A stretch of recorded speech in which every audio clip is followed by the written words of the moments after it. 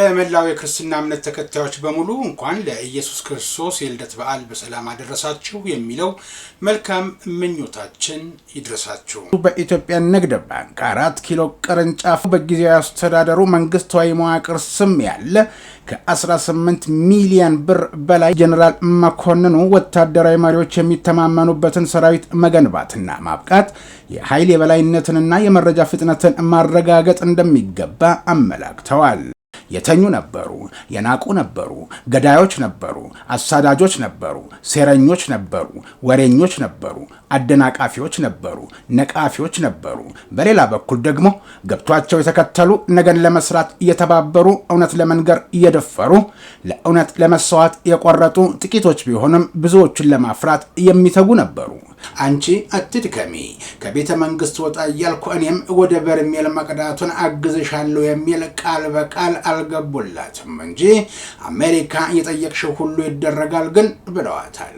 በእኛ በኢትዮጵያውያን ዘንድ የተቃዋሚዎች የሽግግር መንግስት ይመስረት ከመስከረም በኋላ መንግስት የለም በሚሉት የስልጣን ጥመኞች ተለማምደን አልገረመን ይሆናል እንጂ ለካንስ እንዲህ አይነት ለስልጣን ወንበር ሲሉ እነርሱ ካልተሳተፉበት ሌላው የሚሰራው የማይጥማቸው ተቃዋሚዎች በኢትዮጵያ ብቻ ሳይሆን በቬንዙዌላ መኖራቸው ፖለቲካና ገጠምጥሞሹ አስብሏል።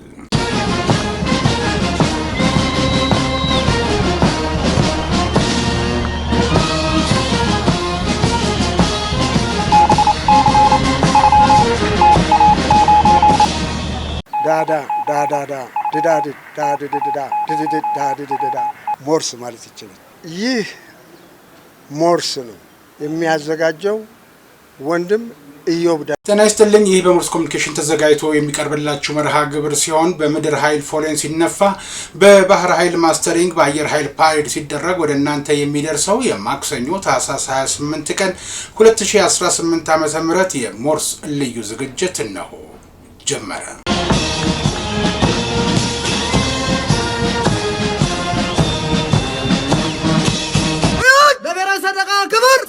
የተወደዳችሁ ቤተሰቦች ከዛሬው የሞርስ ልዩ ዝግጅት አስቀድመን ሙከራ እያደረግንበት ካለው ጊዜያዊ ስቱዲዮ መረጃዎችን ወደ እናንተ እናደርሳለን። የአንድ ሀገር ህዝቦች ጊዜ ሰጥቶ ማሰብ መቻቻልና መመካከር እንጂ አንዱ በሌላው ላይ መነሳሳት ለማንም አይበጅም አሉ የኢትዮጵያ ኦርቶዶክስ ተዋሕዶ ቤተክርስቲያን ፓትርያርክ ብፁዕ ወቅዱስ አቡነ ማትያስ ቀዳማዊ የ2018 ዓ.ም የጌታችን የመድኃኒታችን ኢየሱስ ክርስቶስን የልደት በዓል ምክንያት በማድረግ ባስተላለፉት የቃለ በረከት መልእክት የልደት በዓል የእግዚአብሔር ሰላምና ፍቅር ለሰው ልጆች ሁሉ የታወጀበት ዕለት ነው ያሉት ፓትርያርኩ ይህ ፍቅር በቃል ብቻ ሳይሆን ፈጣሪ የሰውን ስጋ በመዋሃድ በተግባር ያሳየው ታላቅ መስዋዕትነት መሆኑን በመልእክታቸው አብራርተዋል። እግዚአብሔር ሰብአዊነታችንን ተዋህዶ በዓለም የተገለጠው የሰው ልጅ በህይወት እንዲኖር ለማድረግ መሆኑን ጠቅሰው ክርስቲያኖች ይህንን ፈለግ በመከተል ህይወትን ከማጥፋት ይልቅ ሌላውን በማዳን መንገድ ላይ እንዲጸኑ አባታዊ መልእክታቸውን አስተላልፈዋል። ቅዱስነታቸው በወቅታዊ ሀገሪቱ ሁኔታ ላይ ባተኮረው መልእክታቸው ለቃሉ ለመኖርና ለፈጣሪ ለመታዘዝ ቃል የገቡ አማኞች ሁሉንም ነገር እርግፍ አድርገው በመተው እርስ በርስ ለመጠፋፋት መሽቀዳደማቸው በእጅጉ የሚያሳዝን መሆኑን ገልጸዋል። በመሆኑም በልዩ ልዩ ምክንያት የምግብ የልብስና የመጠለያ እጥረት ያጋጠማቸውን ወገኖች በመርዳትና ስለ ሀገር ዘላቂ ሰላም በመጸለይ በዓሉ እንዲከበር አሳስበዋል። በስተመጨረሻም እግዚአብሔር ኢትዮጵያንና ህዝቦቿን እንዲባርክ በመመኘት አባታዊ ቡራኪያቸውን ሰጥተዋል። ተመሳሳይ ዜና የኢትዮጵያ ካቶሊክ ቤተክርስቲያን ሊቀ ጳጳሳት ብፁዕ ካርዲናል አቡነ ብርሃነ ኢየሱስ የ2018 ዓ.ም የጌታችን የመድኃኒታችን የኢየሱስ ክርስቶስን የልደት በዓል በማስመልከት ለመላው ምዕመናን መልእክት አስተላልፈዋል። በመልእክታቸውም የልደት በዓል መሪያችን፣ መጋቢያችን፣ ጠባቂያችን ራሱን የሰጠበት በዓል ስለሆነ እኛም ስለ ወገኖችና ስለ ሰው ልጆች ክብር የምንሰራበት፣ ህዝቦች የሚከባበሩበት፣ የሚዋደዱበትና የሚተሳሰቡበት፣ የጦርነትና የግጭት መንፈስ ከአገራችን የሚወገድበት፣ ሰላም በአገራችን በህዝባችን መካከል የሚወርድበት ሊሆን ይገባል ብለዋል። መገዳደል አብቅቶ ልጆቻችንም ጭንቀትና ችግርን ሳይወርሱ በንጹህ ሐሳብና ህሊና መልካም ዜጎች ሆነው እንዲኖሩ ስለ ሰላም ሁሉም ተባብሮ እንዲሰራ ሲሉ ብፁዕ ካርዲናል አቡነ ብርሃነ ኢየሱስ ጠይቀዋል።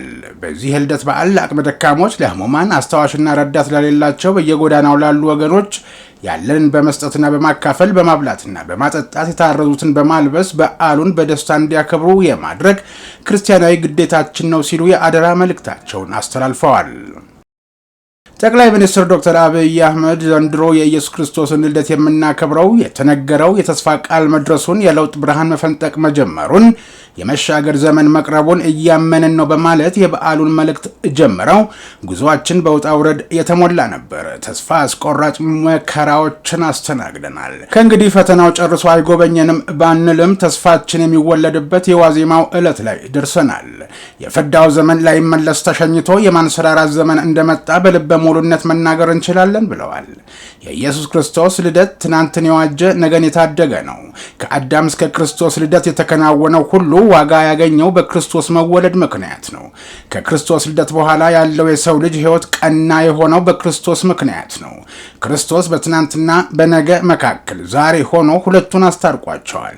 ለዚህ ነው የክርስቶስን መወለድ በታላቅ ክብር የምናከብረው ያሉት ጠቅላይ ሚኒስትሩ ክርስቶስ ባይወለድ ኖሮ ትንቢት የተናገሩ ነቢያት፣ መስዋዕት ያቀረቡ ካህናት፣ ቃል ኪዳን የተቀበሉ አበው፣ ተስፋ ያደረጉ የሰው ልጆች ሁሉ ስራቸው ታሪክ ብቻ ሆኖ ይቀር ነበር።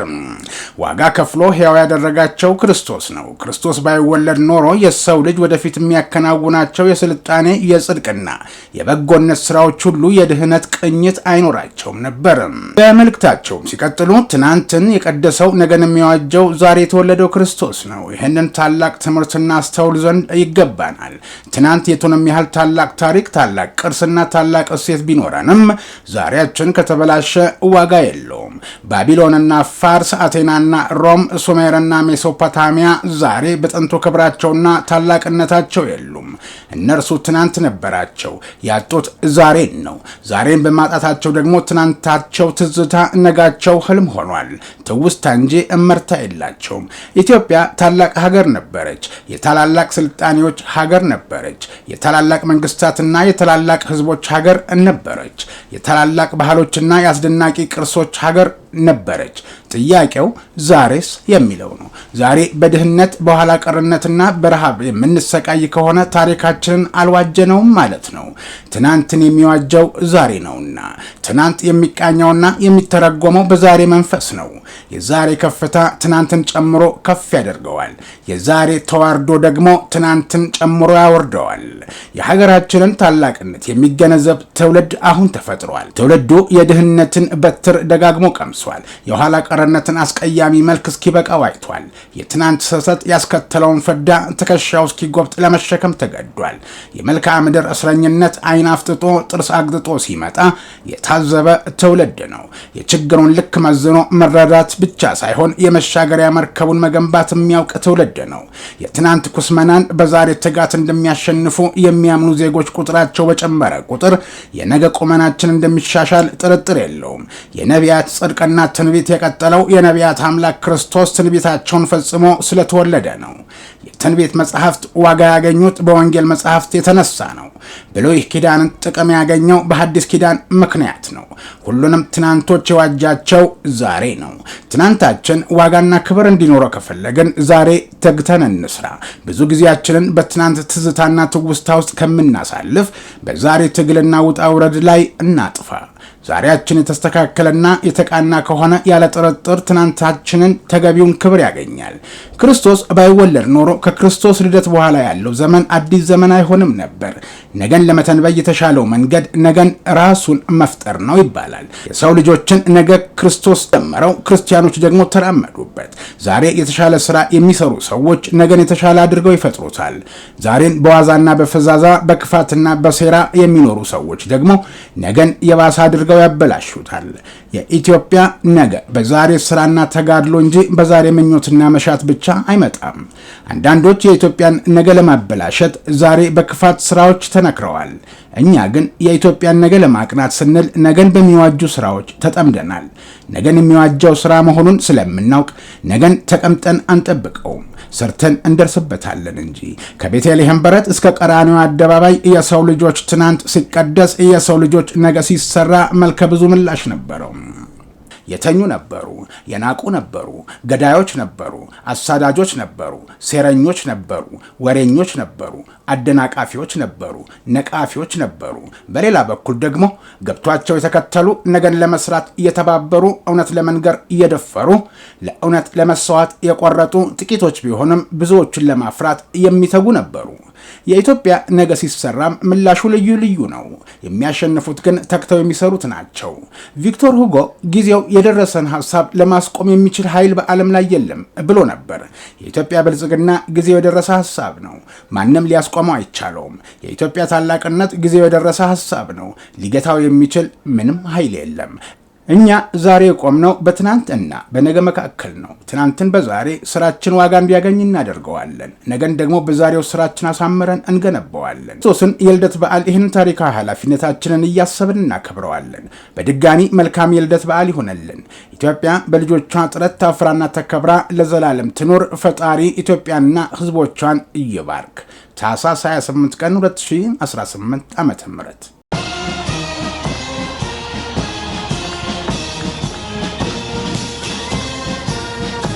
ሀገሩን የሚወድና ተልእኮን በሚገባ የሚፈጽም ዘመናዊ ሰራዊት እየተገነባ ነው ሲሉ የመከላከያ ዘመቻ ዋና መምሪያ ኃላፊ ሌተናል ጄኔራል በላይ ስዩም ተናገሩ። ጄኔራል መኮንኑ ይህንን ያሉት በመከላከያ አዛዥነትና ስታፍ ኮሌጅ ተገኝተው በወቅታዊ ጉዳዮች ዙሪያ ለሰልጣኝ ከፍተኛ መኮንኖች የግንዛቤ ማስጨበጫ በሰጡበት ወቅት ነው።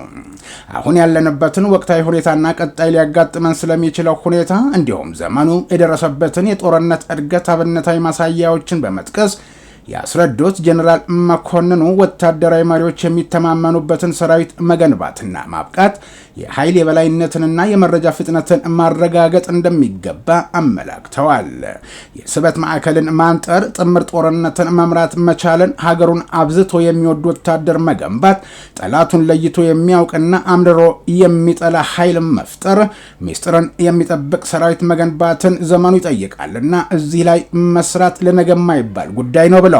አሁን የደረስንበትን አምስተኛውን የጦርነት ትውልድ የሚመጥን ሆኖ መዘጋጀት እንደሚገባ፣ አንድነቱን የጠበቀ ቆራጥ፣ ዓላማውን ጠንቅቆ የሚረዳ፣ ሀገሩን ከምንም በላይ የሚወድ፣ አርቆ የሚመለከት፣ ቀይ መስመሮችን አክብሮ የሚያስከብር አመራርና ሰራዊት የመገንባቱን ስራ ማካሄድ በተለይ ለዘመናዊ ሰራዊት ግንባታ ሂደት ትልቅ ድርሻ እንዳለው አብራርተዋል።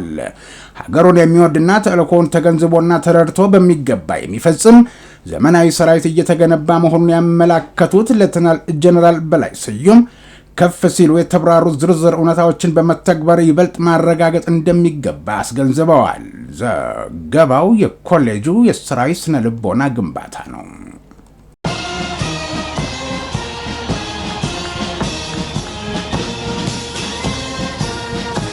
በትግራይ ክልል ጊዜያዊ አስተዳደር መንግስታዊ መዋቅር ስም በአዲስ አበባ አንድ የንግድ ባንክ ቅርንጫፍ ስም የሚታወቅ ከ18 ሚሊዮን ብር በላይ ገንዘብ ለትግራይ መምህራን የውዝፍ ደሞዝ ክፍያ እንዲውል የክልሉ ከፍተኛ ፍርድ ቤት ማዘዙ ተሰማ።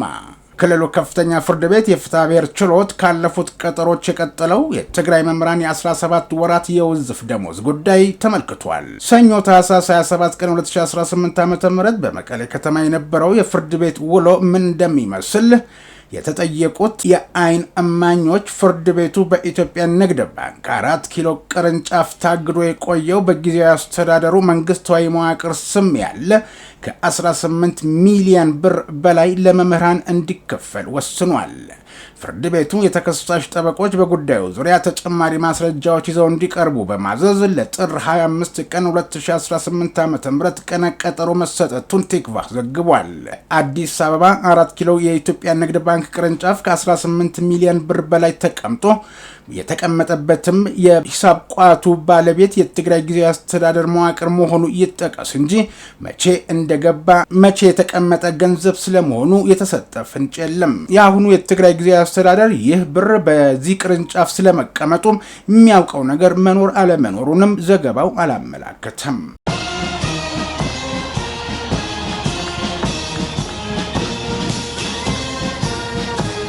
ከጊዜያዊ ስቱዲዮ ተመልሰናል። የተወደዳችሁ ቤተሰቦቻችን ላይክ፣ ሼር፣ ሰብስክራይብ ማድረጋችሁን ላስታውሳችሁና ወደ መሰናዶ ሊሻገር። አሜሪካ ለወራት ያቀደችውን ፕሬዝዳንት ኒኮላስ ማዱሮን የመያዝ ዘመቻ ተግባራዊ ስታደርግ ካሏት ዘመናዊ አውሮፕላኖች፣ ሄሊኮፕተሮች፣ ድሮኖችና የጦር ሰራዊት አባላት ምርጦቹን ያሰለፈችው ከፊት ነበር። ነዳጅ ባለበት ስሟ የሚነሳው አሜሪካ አሁን በዓለም ከፍተኛ የነዳጅ ክምችት ያላትን ቬንዙዌላን እመራታለሁ ብላለች። ከዚህ ቀደም ወዳጆቿን አስተባብራ በኢራቅ ላይ ወረራ ፈጽማ የፕሬዝዳንቷን ሰዳም ሁሴንን አንገት ለገመድ ዳርጋለች። በሰሜን አፍሪካዋ የነዳጅ ባለጸጋ አገር ሊቢያ ውስጥ የተቀሰቀሰውን ውስጣዊ ተቃውሞ ተገን አድርጋ ከአጋሮቿ ጋር የአየር ድብደባ በማድረግ ሙአመር ጋዛፊን በተቃዋሚዎቻቸው እንዲገደሉ አዳክማቸዋለች። አሁን ደግሞ ለአስርተ ዓመታት ጥርስ ነክሳባት በተደጋጋሚ መፈንቅለ መንግስት ስትፈትናት ቆይታ በግልጽ ወራ መሪዋን ከመኝታ ክፍላቸው ቀስቀሳ ካቴና እጃቸው ውስጥ አስገብታ ወደ ኒውዮርክ አግዛቸዋለች።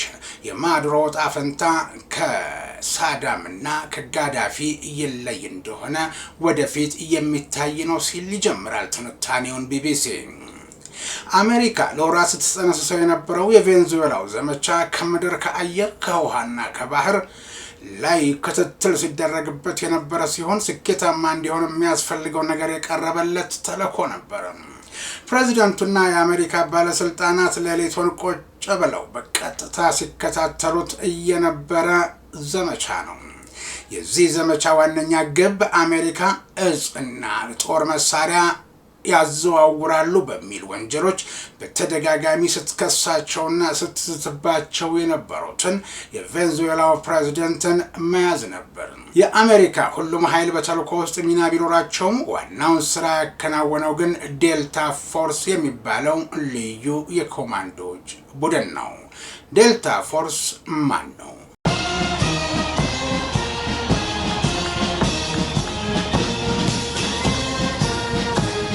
በአውሮፓውያኑ 1977 የተመሰረተውና ዋና የጦር ሰፈሩ አሜሪካ ሰሜን ካሮላይና ግዛት ፎርት ብራግ ውስጥ የሆነው ዴልታ ፎርስ ልዩ የኮማንዶ ቡድን በዓለም ላይ ካሉ ሀያልና ሚስጥራዊ ወታደራዊ ክፍሎች መካከል አንዱ ነው።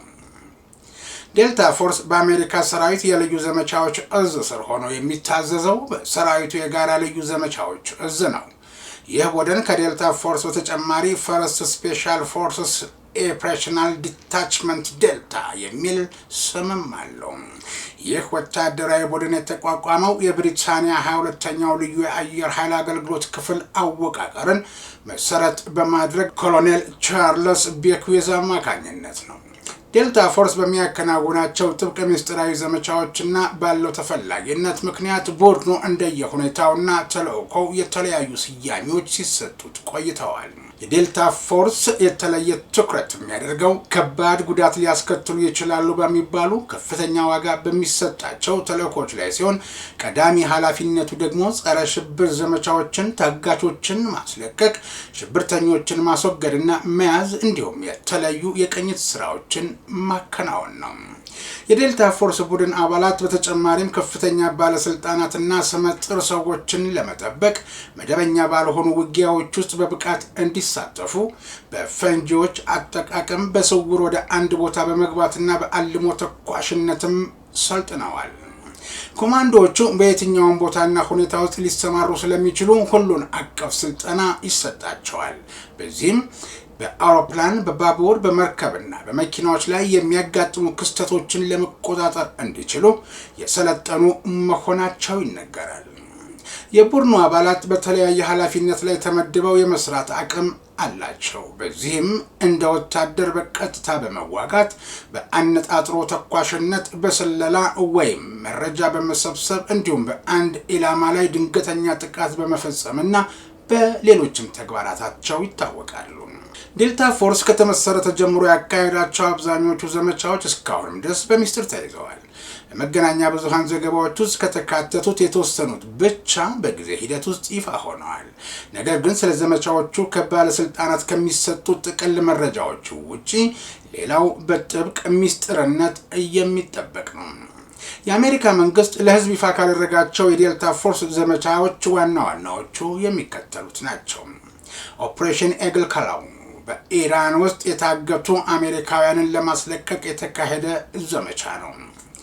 ነገር ግን በውጤቱ 8 አሜሪካውያን በመገደላቸው የከሸፈ ተልዕኮ ተብሏል። ኦፕሬሽን አርጀንት ፊዮሪ በካሪቢያኗ ደሴት ግሪናዳ ውስጥ በሚገኝ ሪችመንድ ሂል በሚባል እስር ቤት ውስጥ የሚገኙ ሰዎችን ለማስለቀቅ የተካሄደ ዘመቻ ነው። ኦፕሬሽን ጀስት ኮዝ በፓናማ ላይ ወረራ በመፈጸም ፕሬዝዳንቱ ጄኔራል ማኑኤል ኖሬጋን በመያዝ የ35,000 አሜሪካውያንን ደህንነት ማስጠበቅ ተልዕኮ ነበር። ኢራቅ ኩዌትን በመውረሯ ከአጋሮቿ ጋር የሳዳም ሰራዊትን በማሸነፍ ኩዌትን ነፃ የማውጣት ዘመቻ ነበር። ኦፕሬሽን ጎቲክ ሰርፐንት በሶማሊያ ዋና ከተማ ሞቃዲሾ ውስጥ የአሜሪካ ሄሊኮፕተሮች ተመተው በወደቁበት ጊዜ የተካሄደ ዘመቻ ነው። የቶራ ቦራ ጦርነት ኦሳማ ቢንላደንን ለመያዝ ወይም ለመግደል አፍጋኒስታን ውስጥ የተካሄደ ዘመቻ ነው። ኦፕሬሽን ሬድ ዶውን ሳዳም ሁሴን የተደበቁበትን ቦታ በመለየት ለመያዝ የተካሄደ ዘመቻ ነበር። ኦፕሬሽን ጁፒተር ሺልድ በሊቢያ ውስጥ በሚገኘው የአሜሪካ ኤምባሲ ላይ ጥቃት ተፈጽሞ አሜሪካውያንን ለማዳን የተካሄደ ዘመቻ ነው። ኦፕሬሽን ብላክ ስዋን ኃያሉን የሲናሏ የእጽ ዝውውር ቡድን መሪ የሆነው የአኪን ኤልቻፖ ጉዝማን የተያዘበት ዘመቻ ነበር። ኦፕሬሽን ካይላ ሙለር የአይኤስ ቡድን መሪ በሆነው አቡባካር አልባግዳዲ ሶሪያ ውስጥ የተገደለበት ዘመቻ ነው። ለዴልታ ፎርስ አባልነት የሚመለመሉት ብቃት ያላቸውና በከባድ ፈተና ውስጥ ማለፍ የሚችሉ ብቻ ናቸው። ቡድኑ አባላቱን በአብዛኛው የሚመለምለው ባለአረንጓዴው ቆብ ከሚባሉት የአሜሪካ ሰራዊት ልዩ ኃይል አባላት መካከልና 75ኛው ሬንጀር ክፍል ከሚባለው ነው። እንደ የዴልታ ፎርስ አባል ለመሆን የሚፈልግ ወታደር እስከ 4 ሳምንት በሚዘልቀው የምርጫ ሂደት ውስጥ ማለፍ ይኖርበታል። የምልመላው ሂደት በጣም ጥልቅና ሰፊ ዝርዝር ያለው በመሆኑ ምክንያት ከእጩዎች መካከል በጣም ጥቂቶቹ ብቻ ናቸው አልፈው ወደ ስልጠና የሚገቡት። የምልመላ ምርጫው ሂደት የተለያዩ ዘርፎች ያሉት ሲሆን የአካላዊ ብቃት ፈተናው ከ15 ኪሎ በላይ ክብደት ተሸክሞ በሰዓት የተገደበ በምሽት የ60 ኪሎ ሜትር በአስቸጋሪ የመልክዓ ምድር ሁኔታ የሚደረግ የእግር ጉዞን ያካትታል። ይህንንና ሌሎችንም ከባድ የምልመላ መስፈርቶችን አሟልተው የሚያልፉ እጩዎች ለ6 ወራት የሚቆይ እጅግ በጣም ከባድ በምድር በአየር በባህር ላይና ውስጥ የሚሰጥ ስልጠናን በማጠናቀቅ በዓለም ዙሪያ ለሚፈጸሙ እጅግ አደገኛ ተልዕኮዎች ዝግጁ ይሆናሉ።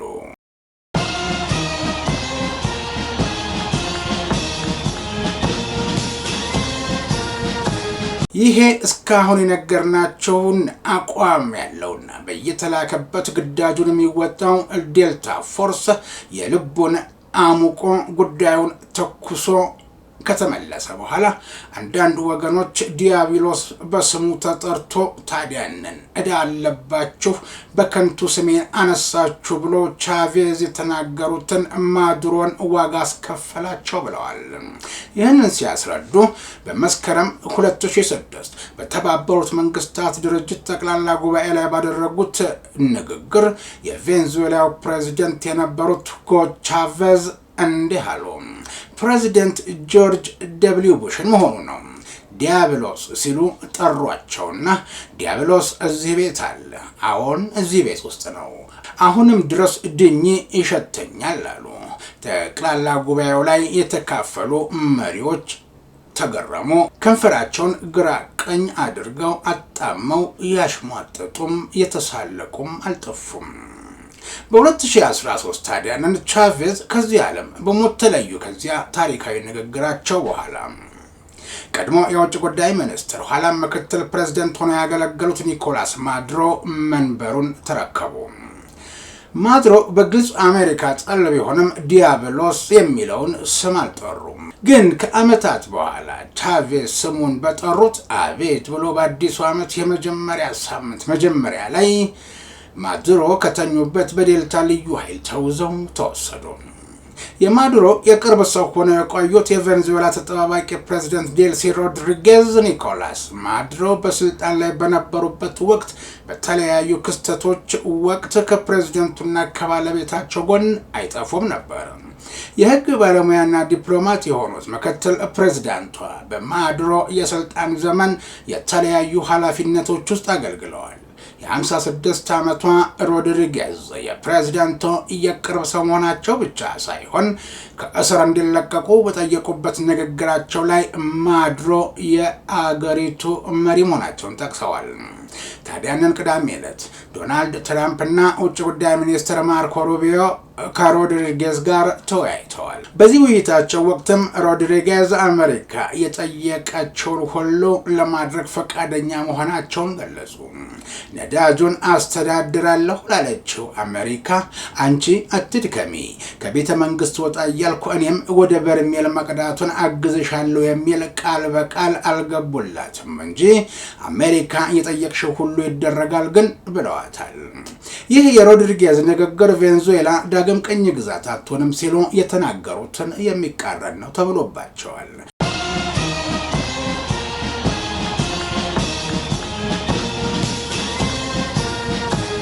ነገር ግን እሁድ ዕለት የመጀመሪያ የካቢኔ ስብሰባቸውን ካደረጉ በኋላ አሜሪካ ከቬኔዙዌላ ጋር እንድትተባበር በመጠየቅ የበለጠ የተለሳለሰ ድምጸት ያለው ንግግር አደረጉ። ይህ የሆነው ወዲህ ነው።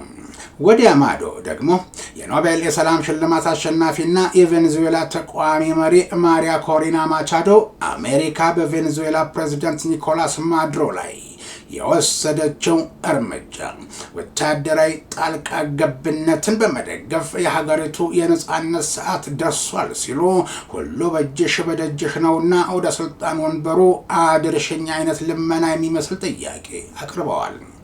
ማቻዶ በማህበራዊ ትስስር ገጻቸው ባስተላለፉት መልእክት ፕሬዝዳንት ኒኮላስ ማዱሮ በድርድር ስልጣን ለመልቀቅ ፈቃደኛ ባለመሆናቸው ከስልጣን እንዲወገዱ መደረጉን ገልጸዋል።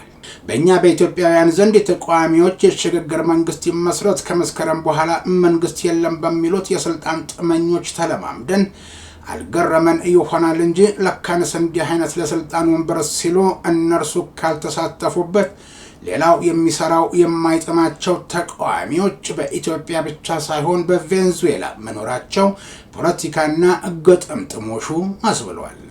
ምክንያቱም የቬኔዙዌላ ተቃዋሚ መሪ ማሪያ ኮሪና ማቻዶ አሜሪካንን ደጅ የጠኑበት መንገድ አስገራሚ መሆኑ ነው። አያይዘውም የ2024ቱ ምርጫ የተቃዋሚዎች እጩ የነበሩት ኤድሞንዶ ጎንዛሌዝ አሁን የፕሬዝዳንትነት ስልጣኑን መቀበልና መረከብ እንዳለባቸው አሳሰቡ። ተቃዋሚው ኃይል በሀገሪቱ ሰላምና መረጋጋትን እንደሚመልስ እንዲሁም የፖለቲካ እስረኞችን ነፃ እንደሚያወጣ ማቻዶ ቃል ገብተዋል። ቢቢሲ እንደዘገበው አሜሪካ በቬኔዙዌላ እንዲፈጠር የምትፈልገው ይህ አይነት የሽግግር ሂደት ቢሆንም ጉዳዩ በተቃዋሚዎች እንደሚባለው ቀላል ላይሆን ይችላል። ማዱሮ በሀገር ውስጥ አሁንም ያላቸውን አጋሮችና የጥቅም ተጋሪዎች ግምት ውስጥ በማስገባት እነዚህ ኃይሎች የራሳቸውን ደህንነት ለመጠበቅ ሲሉ በቀላሉ እጃቸውን ላይሰጡና ወደ ግጭት ሊገቡ የሚችሉበት እድል ሰፊ ነው። በሌላ በኩል እርምጃውን አምባገነናዊና ጨቋኝ ያለውን ስርዓት ለማስወገድ ብቸኛውና የመጨረሻው አማራጭ አድርገው የሚወስዱ ወገኖች መኖራቸውን ዘገባው አመላክቷል። ይህ የመጨረሻው ሳይታወቅ የአሜሪካው ፕሬዝዳንት ዶናልድ ትራምፕ በተጠባባቂ ፕሬዝዳንትነት ቬኔዙዌላን በሚመሩት ግለሰብ ላይ መዛታቸው ተሰምቷል። የቬኔዙዌላው ፕሬዝዳንት ኒኮላስ ማዱሮ በአሜሪካ ታስረው ከተወሰዱ በኋላ ምክትል ፕሬዝዳንት የሆኑት ዴልሲ ሮድሪጌዝ ተጠባባቂ ፕሬዝዳንት ሆነዋል። የአሜሪካው ፕሬዝዳንት ዶናልድ ትራምፕ እሷም ትክክለኛውን ነገር ካላደረገች ምናልባትም ከማዱሮ የበለጠ ትልቅ ዋጋ ልትከፍል ትችላለች ሲሉ አስጠንቅቀዋል። የስርዓት ለውጥ ምንም ብለህ ልትጠራው ትችላለህ፣ አሁን ካለው ሁኔታ የተሻለ ነው፣ ከዚህ የከፋ ሊሆን አይችልም ሲሉ ተናግረዋል። ትራምፕ የቬኔዙዌላውን ፕሬዝዳንት ከስልጣናቸው ያነሱበት ኦፕሬሽን ከተፈጸመ በኋላ ደህንነቱ የተጠበቀ ተገቢና አመዛዛኝ የስልጣን ሽግግር እስከሚደረግ ድረስ አሜሪካ አገሪቱን ትመራለች ብለው ነበር። የአሜሪካ ነዳጅ ኩባንያዎች ወደ ቬንዙዌላ ገብተው መሰረተ ልማቱን እንደሚጠግኑና ለሀገሪቱ ገንዘብ መስራት እንደሚጀምሩም ሲናገሩ ተደምጠዋል። ምንም እንኳን የአሜሪካው ፕሬዝዳንት ይህንን ቢሉም አሁንም አገሪቱን እየተቆጣጠሩ ያሉት የማዱሮ አጋሮች ናቸው። በቬንዙዌላ እየታየ ያለውን ፊልም የሚመስል የፖለቲካ ለውጥ ተከትሎ አሜሪካ የነዳጅ ኩባንያዎችን ካራካስ ከተማ አስገብታ መሰረተ ልማቱን ጠግና ቢሻት በመርከብ ቢሻት በአውሮፕላን ነዳጅ እያመላለሰች ጥቂት የማይባል ክምችት እስከምትይዝ ድረስ የዜግነት ጥቅሙን በሚጠይቅ ማህበረሰብ ስራዋ እንዳይጨናገፍ አዲስ ዘዴ ተቀይሷል መባሉ ደግሞ ተሰማ። አዲሱ ህብረተሰቡን የማደንዘዣ መንገድ ታዋቂው ቢሊዮነር ኤለን መስክ የጠፈር ምርምር ተቋሙ ስፔስ ኤክስ በስታርሊንክ ሳተላይቶች አማካኝነት ለሀገሪቱ የነጻ ኢንተርኔት አገልግሎት እንደሚሰጥ ማስታወቁ ነው። ይህ ውሳኔ የተሰማው የቀድሞ ፕሬዝዳንት ኒኮላስ ማዱሮ በዩናይትድ ስቴትስ ወታደራዊ ኦፕሬሽን በቁጥጥር ስር መዋላቸውን ተከትሎ ሀገሪቱ በከፍተኛ የፖለቲካ ውጥረት ውስጥ ባለችበት ወቅት ነው። በሀገሪቱ ሊከሰት የሚችለውን የመረጃ እገዳ፣ የኤሌክትሪክ መቆራረጥና የኢንተርኔት መዘጋት ስጋት ለመቀነስ ስታርሊንክ የሳተላይት ግንኙነትን ክፍት ማድረጉ ወሳኝ እርምጃ መሆኑ ተገልጿል። ይህ አገልግሎት ዜጎች ከቤተሰቦቻቸውና ከውጭው ዓለም ጋር ያላቸው ግንኙነት እንዳይቋረጥ የሚያግዝ ሲሆን የግል የቴክኖሎጂ ተቋማት በዓለም አቀፍ ጂኦፖለቲካ ላይ ያላቸውን እያደገ የመጣ ተጽዕኖ በግልጽ ያሳየ ክስተት ሆኗል። በአሁኑ ወቅት መረጃ ማግኘት ለዜጎች እንደ ቅንጦት ሳይሆን እንደ መብትና የጥንካሬ ምንጭ ተደርጎ የተወሰደ ሲሆን የግል ኩባንያዎች እንዲህ ባሉ ዓለም አቀፍ ግጭቶች ወቅት ጣልቃ መግባታቸው የብዙዎችን ትኩረት ስቧል። የስታርሊንክ እርምጃ በቬንዙዌላ ያለውን የመረጃ ፍሰት ነጻ በማድረግ ረገድ ትልቅ ሚና ይጫወታል ተብሎ የሚጠብቁ አልታጡም።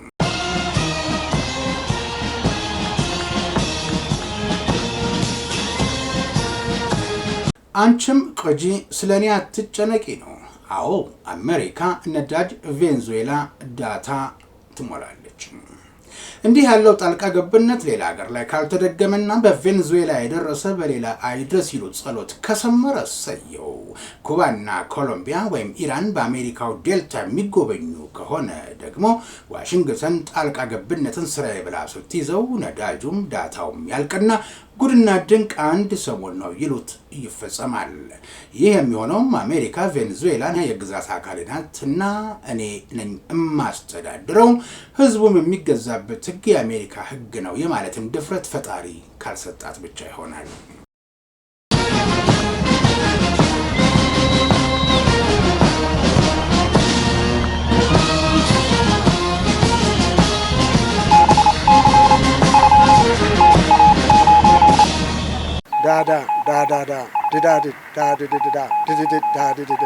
ሞርስ ማለት ይችላል።